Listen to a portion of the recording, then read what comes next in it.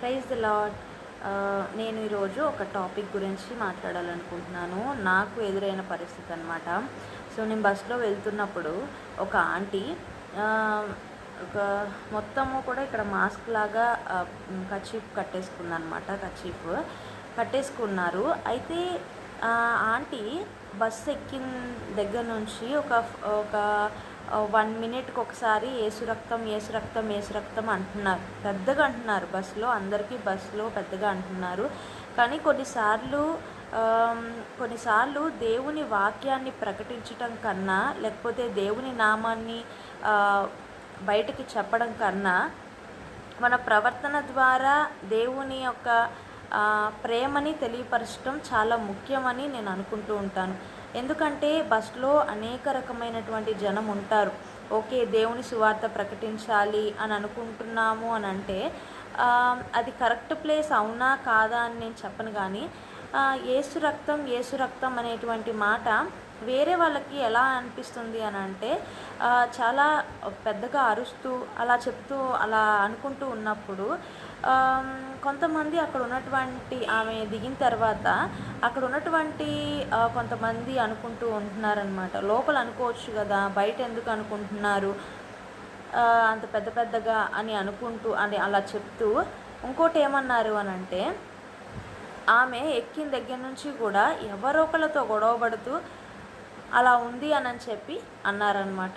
అలా అని మాట్లాడుకుంటూ ఉన్నారనమాట. కానీ నాకు ఎక్కినప్పుడు తెలియదు, కానీ దిగేటప్పుడు ఏసు రక్తం అనుకుంటూ దిగుతున్నారనమాట. దిగిన తర్వాత ఏసయ్య అనుకొని దిగారు. అంత దేవుని మాట తన నోట్లో ఉన్నప్పుడు తన ప్రవర్తన అనేది దేవుని మాట కంటే ఏసు రక్తం అనేటువంటి మాట కంటే ఆ దేవుడు మన నుంచి ఏం కోరుకుంటాడు అని అంటే మన ప్రవర్తన ఆయనలో ఉండాలి అని కోరుకుంటాడు. దేవుడు మనల్ని, యేసుక్రీస్తు ఈ లోకంలో మన కోసం చనిపోయింది ఎందుకు అని అంటే మనం ఆయనలా మారాలని, ఆయన వాక్యాన్ని తెలుసుకొని దాని ప్రకారంగా జీవించాలని. కానీ అది కొన్నిసార్లు అది తప్పైపోతూ ఉన్నది. అది చేయటం కంటే మనము ఓన్లీ దేవుని నామాన్ని ప్రకటించే విషయంలో కానీ, దేవుని నామాన్ని గుర్తు తెచ్చుకునే విషయంలో కానీ, వేరే వాళ్ళకు చెప్పే విషయంలో కానీ ఉంటున్నాం. కానీ మన ప్రవర్తన ఉంటున్నామనేటువంటిది కూడా ఆలోచించుకోవాలి. అయితే నేను వేరే వాళ్ళకి మీరు ఇలా ఉండండి అని నేనైతే చెప్పడానికి కాదు, కానీ దేవుడు ఆ యొక్క పరిస్థితి ద్వారా దేవుడు నాతో కూడా మాట్లాడుతూ వచ్చాడనమాట.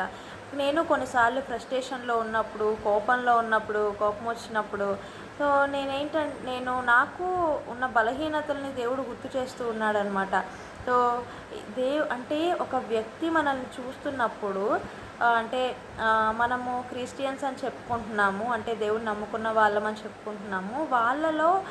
వాళ్ళు ఏంటంటే ఒక ప్రవర్తనని చూడాలనుకుంటారు మనలో. అలా అని వాళ్ళకి నచ్చింది చేయాలి అని కాదు, వాళ్ళకి నచ్చింది ప్రతీది చేయాలని కాదు, కానీ ఇతరులని గౌరవించే విషయంలో కానీ, మనకు ఉన్న దానిలో మనము ఇచ్చే విషయంలో కానీ, అలా ప్రతి విషయంలో కూడా మనము ఒక ఆలోచనగా ఉండాలి అనేటువంటిది దేవుడు నాకు నేర్పించాడు, దేవుడు నాకు తెలియచేస్తూ ఉన్నాడనమాట. సో నేను ఆ పరిస్థితి చూసినప్పుడు, గమనించినప్పుడు ఓకే, నాలో ఎన్నో ఉన్నాయి. సో వాటి విషయంలో కూడా నేను ఎలా ఉండాలి, ఓకే ఇతరులు మనల్ని చూసినప్పుడు దేవుణ్ణి కలిగి ఉన్నటువంటి మనము, దేవుణ్ణి కలిగి ఉన్నాము అని చెప్తున్నటువంటి మనము, లేకపోతే దేవుణ్ణి నమ్ముకోండి అని చెప్పేటువంటి మనము, నేను ఎలా ఉండాలి అనేటువంటిది కూడా నేర్చుకోవాలి. ఇంకా ఎన్నో నేను నేర్చుకోవాల్సినవి ఉన్నాయి, నేను మంచిగా ప్రవర్తించాల్సినవి ఉన్నాయి అని చెప్పేసి నేను అనుకుంటూ ఉన్నానన్నమాట.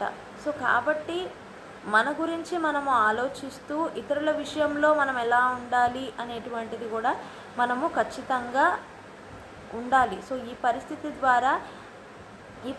ద్వారా నేను అది నాకేదైతే బలహీనతలు ఉన్నాయో, మనకి తెలుసు మనకి ఏ బలహీనతలు ఉన్నాయి, మనకి కోపమా లేకపోతే తిట్టడమా ఇలాంటివి కొన్ని ఉంటాయన్నమాట. సో వాటి విషయంలో మనకి జాగ్రత్తగా మనము తగినట్లుగా మనము దేవునికి ఇష్టముగా మనం జీవించాలి అనేటువంటిది దేవుడు కోరుకుంటున్నాడు. అది దేవుడు కోరుకుంటున్నాడు. కానీ యేసు రక్తము అని అన్ని పరిస్థితుల్లో మనం అనలేము, పెద్దగా కూడా మాట్లాడలేము. కానీ మన ప్రవర్తన ద్వారా దేవుడు చేయాలి అనుకుంటాడనమాట. అంటే ఇతరులని మార్చాలి అనుకుంటాడు. అంటే దేవుడు మన ముందు జరుగుతున్నటువంటి పరిస్థితులను బట్టి దేవుడు మనతో మాట్లాడుతూ ఉంటాడనమాట. ఈ పరిస్థితి వచ్చింది, ఇలా ఉండదు. కానీ కొన్నిసార్లు మనం ఖచ్చితంగా ఫ్రస్ట్రేట్ అవుతాము, ఖచ్చితంగా ఇది అవుతాము. కానీ దాని తర్వాత మళ్ళీ మనం దాన్ని ఇంకోసారి చేయకుండా ఖచ్చితంగా మనం ముందుకు వెళ్ళాలి. ఇంకోటి ఏంటి అని అంటే, దేవునికి కొన్నిసార్లు దూరంగా ఉన్నప్పుడు నాకు ఫ్రస్ట్రేషన్ వస్తుంది. కానీ దేవునితో ఎక్కువ సమయం గడుపుతున్నప్పుడు, దేవునితో ఎక్కువ ఉన్నప్పుడు నాకు టెన్షన్ కానీ ఇంకేమంటారు ఇంకా నెగిటివ్ థాట్స్ కానీ ఇవన్నీ కూడా చాలా తగ్గి పీస్గా హ్యాపీగా ఉండడానికి దేవుడు ఖచ్చితంగా నాకు కారణం అన్నమాట. సో అది నేను ఆ పరిస్థితి ద్వారా నేను తెలుసుకుంటూ ఉన్నాను. అయితే నాకున్నటువంటి బలహీనతల్ని నేను ఎలా తీసేసుకోగలను అని అంటే, ఖచ్చితంగా దేవునితో టైం స్పెండ్ చేయడం ద్వారానే. అది అలానే సాధ్యం, కానీ వేరే దానివల్ల ఏది కూడా సాధ్యం కాదు నాకైతే మాత్రం. ఎందుకంటే ఆయనతో ఉన్నప్పుడు నాకు ఏదైతే బలహీనత ఉందో, ఫ్రస్ట్రేషన్ కానీ లేకపోతే టెన్షన్ వల్ల వచ్చేటువంటి ఫ్రస్ట్రేషన్ కానీ, సో ఇలాంటివి ఏదైనా కానీ దేవునితో సమయం గడిపినప్పుడు ఖచ్చితంగా దేవుడు మనకి సహాయం చేస్తాడు. మన బలహీనతల్లో తోడై ఉంటాడు. మనం ఎప్పుడైతే దేవునితో కొంచెం తగ్గించేస్తామో, దేవునితో కొంచెం దూరంగా ఉంటామో, ఖచ్చితంగా మనకి ఫ్రస్ట్రేషన్స్ వస్తాయి. ఆయనతో మనం సమయం గడపడం ద్వారా ఆయన మనలో ఉన్నటువంటి బలహీనతలు తీసివేసి మనల్ని ఒక మంచి పాత్రగా లేకపోతే మంచి వారముగా మనల్ని తయారు చేయడానికి ప్రయత్నిస్తూ ఉంటాడనమాట.